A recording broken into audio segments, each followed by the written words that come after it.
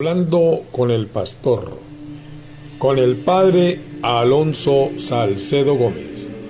Dirige Giovanni Alfonso Lora. Sean bienvenidos a este tu programa, Hablando con el Pastor.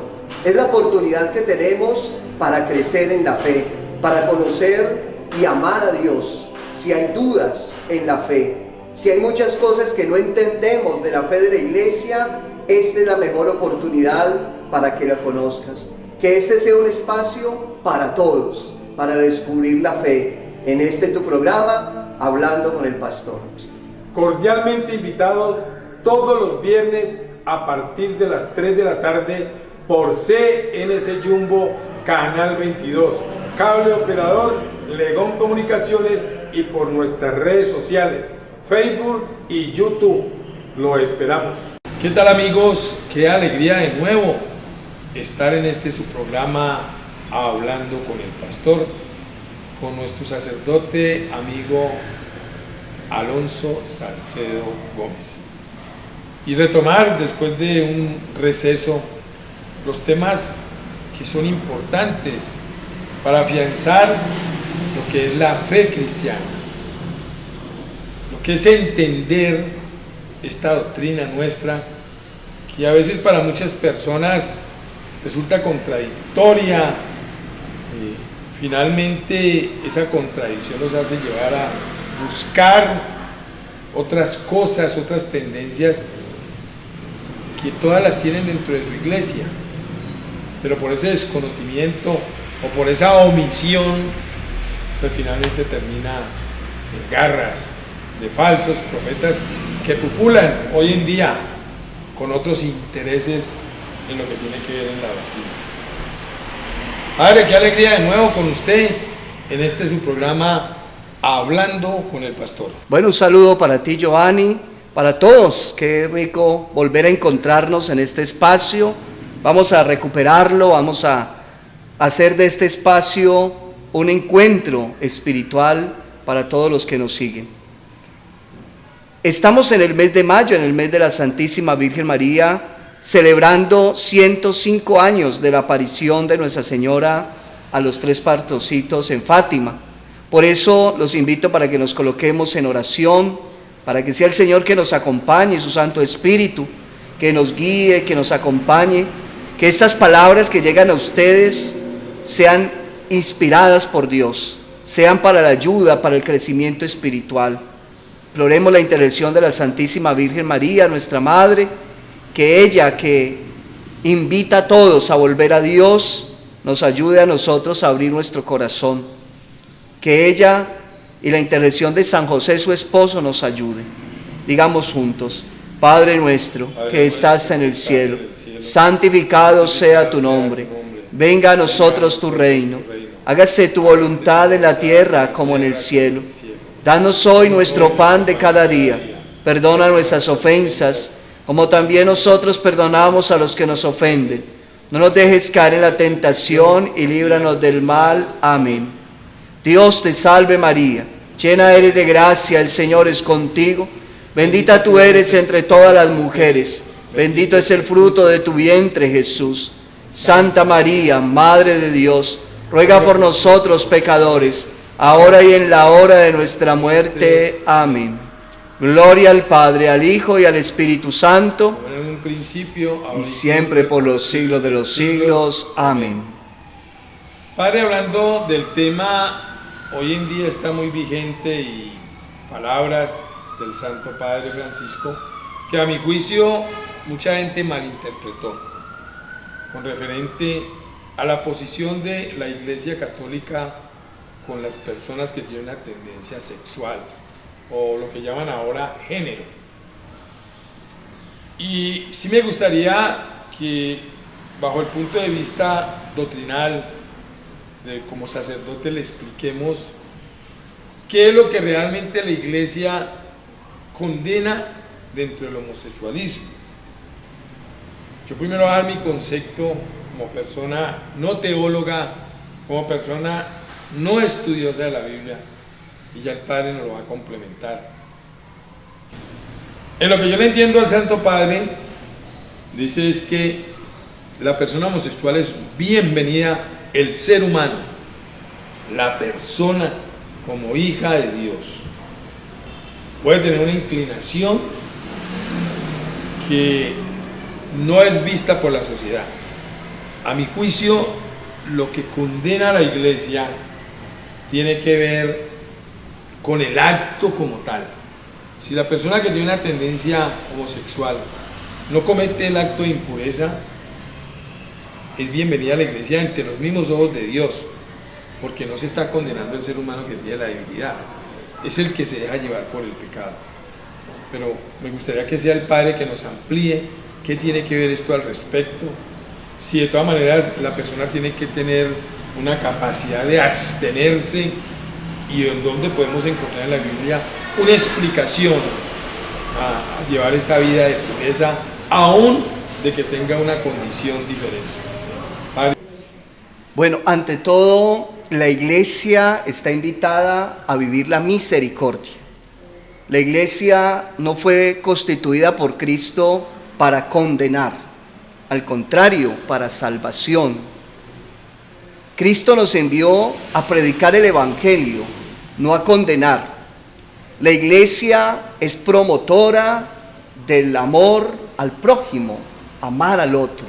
Eso es lo que el Señor nos invitó en el mandamiento del amor. Ámense los unos a los otros. Ese amor no quiere decir que entonces la iglesia tolere y acepte el pecado, sino que la iglesia hace que el otro pueda vivir en el amor. La iglesia no condena a la persona que está inclinada hacia el homosexualismo o toda clase de pecados en la vida sexual.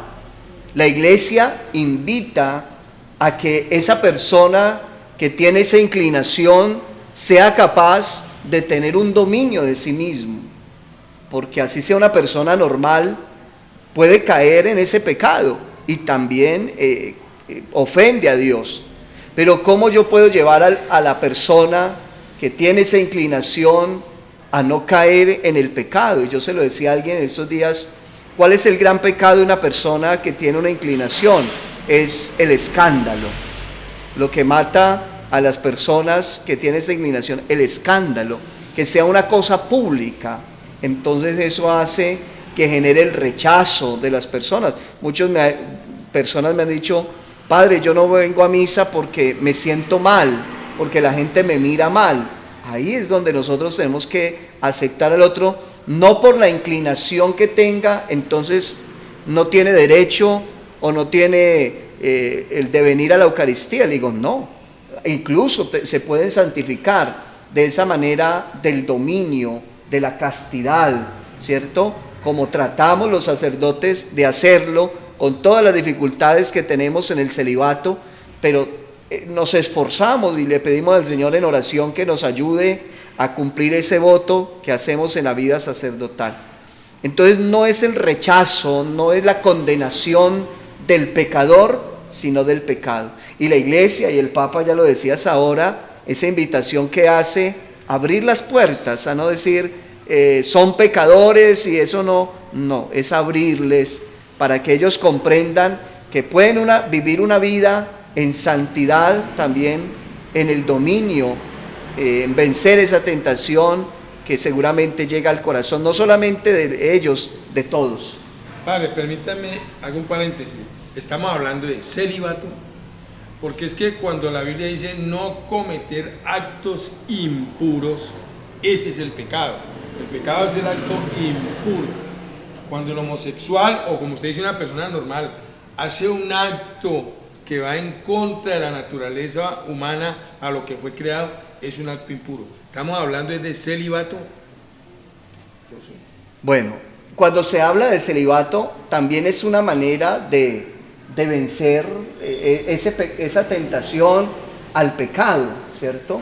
Entonces, cuando yo como sacerdote hice mi promesa ante el obispo, es ahí donde mi esfuerzo es vencer la tentación y poder vivirlo plenamente. ¿Y eso lo haría el homosexual? Eso lo puede, totalmente. Es decir, una persona que tiene la inclinación homosexual puede decir, a pesar de mi inclinación, yo puedo hacer ese voto de castidad. En este caso sería voto de castidad, ¿cierto? Voto de castidad. No de celibato, porque o la persona se puede casar y todo eso, pero en este caso hacer voto de castidad, es decir, poder dominar la parte sexual, ¿cierto? Como uno puede hacer esa parte, ¿no? Saberla dominar, porque ya cuando se vuelve el desorden y lo que decía ahora, el escándalo es lo que más mata por el señalamiento, cuando es pecado público. Finalmente, entonces queda claro que la iglesia acoge con amor, acoge con misericordia a la persona que tiene la tendencia, siempre y cuando no cometa la impureza como tal, cuando es capaz de tener castidad. Eso incluye también a estas parejas heterosexuales que utilizan, perdónenme la expresión, el género contrario en actos inmorales también. Entonces, pienso que esto ya es muy extenso.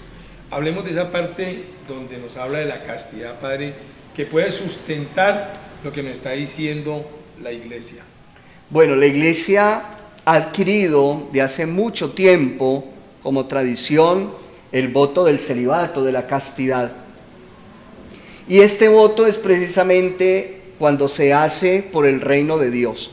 No se hace porque a los sacerdotes no nos gusten las mujeres, porque muchas veces dice, ese se fue al seminario porque no le gustan las mujeres. Al contrario, los sacerdotes admiramos la belleza de las mujeres, eso no sería un pecado, pero si hacemos un voto libre, totalmente libre del celibato, de la castidad, y que se hace por el reino de los cielos. Precisamente en el texto de Mateo 19, en el capítulo 12 dice, porque hay eunucos que nacieron así en el seno materno, y hay eunucos que se hicieron tales a sí mismo por el reino de los cielos. Quien pueda entender, que entienda, diciendo Jesús estas palabras. Pero en la iglesia es tomado como aquel que renuncia a la familia para dedicarse al reino de Dios, ¿sí? No es que nos impidan, porque uno como sacerdote puede enviar la carta al Papa de retiro y puede casarse, pero nosotros lo hacemos por el reino de los cielos, es decir, nuestra disponibilidad total a la iglesia para predicar, para anunciar a Cristo. Y tiene una explicación, Padre, ahora que estamos aquí, y creo que es el apóstol Pablo que dice que el hombre casado se debe a su esposa, y el hombre soltero sin ninguna atadura se debe a Dios. Y me parece que es muy válido, porque más adelante dice, uno no puede atender a dos señores, alguno de los dos va a quedar incómodo. Entonces ahí también la explicación del celibato, cuando voluntariamente se toma la decisión de llevar esa castidad, solamente se puede entregar a Dios y no se va a entretener en otras cosas. Es una de las explicaciones, y que también pues lo estamos aplicando a la persona que tiene la homosexualidad, que ahí tiene que hacer o decidir por una vida casta, entregada a Dios, o caer en el pecado de la impureza. Está todo bien explicado el tema. El otro tema, Padre, que me gustaría que lo viviéramos, es que tiene que ver con el ecumenismo, el ecuménico, que el Santo Padre también ha promovido mucho y mucha gente lo ha criticado, en el sentido de que para muchos sectores el ser ecuménico significa ni siquiera tratar con una persona de otra religión. Entonces no sé hasta qué punto eso es válido o no. O cómo lo entendemos nosotros bajo la óptica del Santo Padre y de usted, Padre Alonso, de qué es ser ecuménico. Si yo me remito, por ejemplo, a las cartas de Pedro y el mismo Juan y Pablo, sí hacen una crítica y son poco tolerantes a aquellos que metían unas tendencias diferentes a lo que era la doctrina cristiana, o sea, los que desviaban. El mismo Jesús en muchas aparte decía, cuídense de las ovejas disfrazadas, los lobos disfrazados de ovejas. Pero estamos en otros tiempos, Padre. Para usted, ¿qué es ser ecuménico? Es dialogar, pero hasta donde el cristiano tiene que poner un límite. Demos una ilustración al respecto. Bueno, la palabra ecumenismo ha estado siempre en la Iglesia desde el Concilio Vaticano II, y es precisamente la apertura también a las otras creencias, incluso cristianas y no cristianas. La Iglesia siempre ha utilizado en el ecumenismo primero el respeto, que haya un respeto entre las creencias diferentes a la Iglesia católica. Si no hay respeto, seguramente va a haber conflicto. Y segundo, que haya esa fraternidad entre las iglesias, entre las diferentes religiones.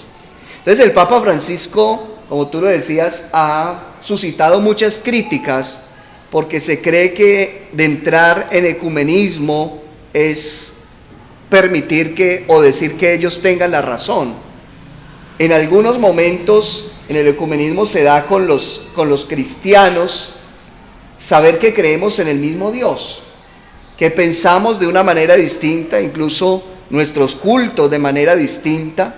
La Iglesia tiene como culto principal la Eucaristía, la palabra de Dios, y otras iglesias solamente la palabra como culto. Pero la Iglesia invita a esa unidad, a trabajar juntos, a descubrir que si seguimos al mismo Dios, no estamos llamados a ser rivales, sino al contrario, a ser hermanos. Por eso en el ecumenismo tenemos que vencer todo eso. Decía el Papa, es más lo que nos une que lo que nos separa. A veces nos quedamos en separarnos porque la Iglesia tiene imágenes, entonces no hacemos ecumenismo con la Iglesia, o porque la Iglesia dice que María es Madre de Dios y entonces esas son cosas que podemos colocarlas a un lado y podemos caminar juntos. Ecumenismo es caminar juntos, estar juntos. Entonces yo creo que esa palabra es muy válida, y más en este tiempo que tanto necesitamos de la unidad de los cristianos, porque esa es una de las fallas que tenemos los cristianos, es tanta división. Por cualquier razón yo organizo mi iglesia y monto mi culto y no estoy en esa comunión como cristianos. Déjeme entender, padre, a mi modo de ver las cosas. Hay parte de las divisiones de cuando hay personas de otras tendencias donde finalmente ciertas actitudes se convierten en herejías, en apostasías. Entonces ahí es donde hay que ser cuidadoso, pienso yo, y no en el punto que nos une, pero ser cuidadosos en los puntos que no nos unen. Porque si yo, como cristiano, conocedor,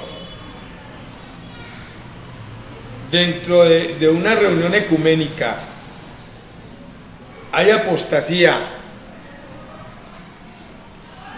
o hay herejía por no enfrentar, voy a cometer el pecado.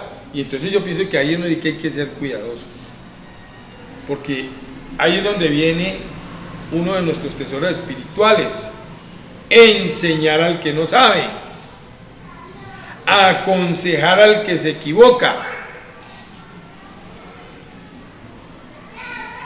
Si yo veo que dentro de una reunión ecuménica alguien está equivocado, yo sí tengo que hacerle ver, porque yo ya tenía mi pecado de omisión, y yo pienso que ahí es un camino muy delicado que hay que saber manejar, porque yo he visto casos donde el católico cristiano frecuenta una tendencia de religión diferente y termina esa allá, y entonces está haciendo blasfemia, está haciendo apostasía y está haciendo herejía.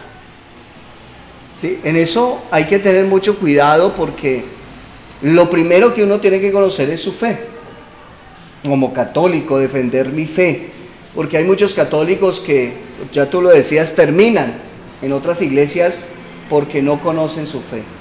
Porque a veces en la predicación de otros es que las imágenes es una idolatría, y le muestran el texto bíblico de Éxodo 20, donde Dios prohíbe las imágenes, donde la Virgen María tuvo más hijos, donde el sacramento de la confesión es una mentira. Claro, si la persona no tiene esa formación en su fe, en lo que cree, termina cayendo en el error, termina en otra iglesia. Y eso viene seguramente porque muchos dicen, no, es que yo soy católico porque mi abuela fue católica, pero la abuelita no le enseñó la fe. Le dio testimonio de su fe porque era una mujer muy creyente, unos abuelos muy creyentes, pero su doctrina, su fundamento, pues no se lo explicaron, por eso termina.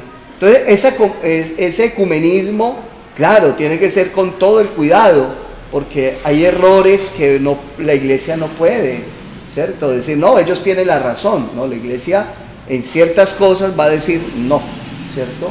Pero como te digo, respetando, sin entrar en algo como la iglesia vivió, pues como que ustedes son herejes y hay que quemarlos, sí, claro, ¿cierto? En esa cosa, sino que aprender con fraternidad. Con fraternidad. Porque ¿cierto? Acuérdese, padre, que Jesucristo en una de los escritos dice, todo pecado te será perdonado menos el de la blasfemia, cuando usted hace blasfemia en contra del Espíritu Santo. Y una vez se encuentra esa blasfemia en otras tendencias, puede ser por desconocimiento, por omisión, pero hay blasfemia en contra del Espíritu Santo y ya ahí uno no puede compartir eso, así sea un encuentro ecuménico. Claro, y se dan muchas realidades como esa, ¿no? Muchas diferencias en la parte doctrinal. Bueno, finalmente dos temas para pensar, padre. Estos son dos temas que nosotros estamos tocando para reflexión del que nos está viendo por esta cámara, pero también es una forma de evangelizar. Estamos catequizando con temas que a veces la gente como que no quiere tomar, unos porque les da miedo tocarlo, otros porque de pronto lo que decíamos, hay desconocimiento y a mi juicio, siendo un hombre pecador como lo soy, para mí entender la doctrina es muy fácil, no es nada del otro mundo, es simplemente abrir el corazón, abrir el alma y que Dios lo deja ser uno como uno es, siempre y cuando uno no pase ciertas barreras, ciertos pecados, siendo respetuoso de la ley. Padre, aquí estamos en la cámara de CNC para ese mensaje que usted siempre nos ha dado, para esa oración y finalmente estas conclusiones en el día de hoy, en su programa Hablando con el Pastor. Bueno, podemos concluir que vivamos el amor. No rechacemos a nadie por una tendencia o por raza o incluso por política. Siempre estamos llamados a vivir el amor, la misericordia. La lucha por un país no nos debe llevar a las contiendas, a las peleas. Todos queremos una Colombia donde haya respeto, justicia, pero todos tenemos que unirnos y yo les invito en ese tiempo a orar. Ustedes tienen su candidato a la presidencia de la República, un país democrático, pero oremos. Ora por ese candidato, sin necesidad de pelear si el otro tiene o no tiene, si el otro cometió un pecado o no lo cometió. Lo más importante es que ores, porque tú y yo queremos un país próspero, un país bendecido, pero necesitamos un buen presidente, una persona que rija según el corazón de Dios. Y para que esa persona sea buena, necesita de tu oración. Todos los que, diferentes campañas, oremos por ellos. En este mes de mayo, el mes de la Santísima Virgen María, el mes de las Madres, expreso mi saludo a todas las mamás, para que el Señor las bendiga, las proteja, que el Señor bendiga a todas las familias. También el domingo 15 será la fiesta de la familia, también bendigo a todas las familias, os invito a orar por las familias. También acoger al nuevo arzobispo coadjutor de nuestra arquidiócesis, que el sábado 14 será su posesión, y a todos unirnos en oración para que el ministerio de este nuevo arzobispo pueda fructificar y pueda crecer nuestra arquidiócesis. Por eso que el Señor los bendiga y los acompañe, que la Santísima Virgen los proteja en el nombre del Padre, del Hijo, del Espíritu Santo. Amén.